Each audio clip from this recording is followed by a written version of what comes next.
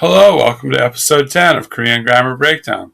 On Monday, how about going by train? Let's look at our vocabulary. 월요일, Monday.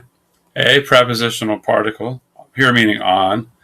Nun, topic marker, or also known as a contrast marker sometimes. Gicha, noun, train, row. Instrumental particle, by, using. An instrumental particle has 6 or 7 pretty main usages, and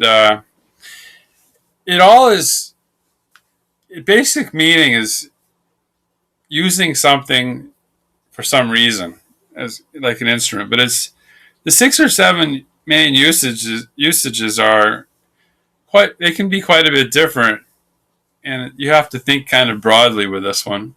We'll come back to this many times. Gada, verb, go, and oga, yo, special question ending, meaning how about, or what do you think about? So our base sentence, 월요일에는 기차로 가다. Now here, nun is being attached to a prepositional particle, and a prepositional particle is basically, it's like an adverb. Now, so this is not being used on the subject. This sentence has really no subject. Kind of an implied subject, like maybe we, because you're asking someone their opinion about doing something. So in this case, the unstated situation is that if you're talking about, on Monday, in a conversation, what about on Monday? What about on Tuesday? What about on Wednesday? You use the nun to imply a contrast between the different days. And even if, the thing of it is even if you're not talking about other days, you're implying that and since this obviously isn't, well, this would never be a subject here because it's a prepositional phrase. It's basically an adverb, adverbial usage. And if you drop the nun here, it wouldn't make a huge amount of difference if you just had the one sentence, right? But here you're having a conversation with someone about, maybe you're traveling together, right? Or maybe you commute to Seoul every day, and sometimes you ride the bus, sometimes you take a car. So this Monday, how about going by train? It's kind of, maybe it's a new idea, And then your next sentence question might be something like, well, Tuesday, how about, the plane or whatever. So this is another major use of the topic marker, or sometimes called the topic contrast marker. And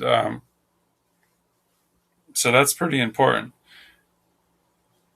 Now the oga is a special question ending. It's used a lot in speaking, in conversation.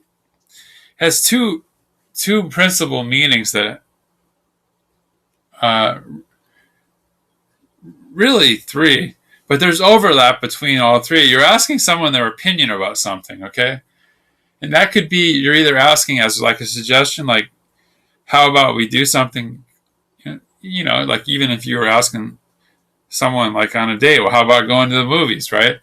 Or how about coming over for dinner? Or also, you can use it for like asking someone's permission, like, is it okay? Can I do something? So it's still how about, but it's a different usage situation. And another situation at Olga would be just asking someone their opinion, like about something. Now you see this, it's mainly for spoken language, but you see it in magazines and other writing. And obviously, and most likely in those situations, you're not asking someone, it's not really a suggestion or permission situation.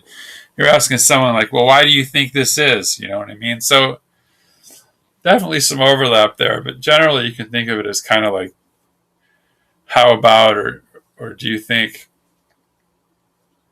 okay, so in row by train, train here is instrument, right? It's a way to do something. You could say gicharo by train, or you could say charo by car, or whatever. Now, we'll get back to that in future episodes. The other, like, you could use this, like, say, by, like, I'm writing a story by pencil. You could use it something like that, and so on. Okay, so you drop the da and add oga, and we have our intimate style. Walyo ile nun gicharo gal ga.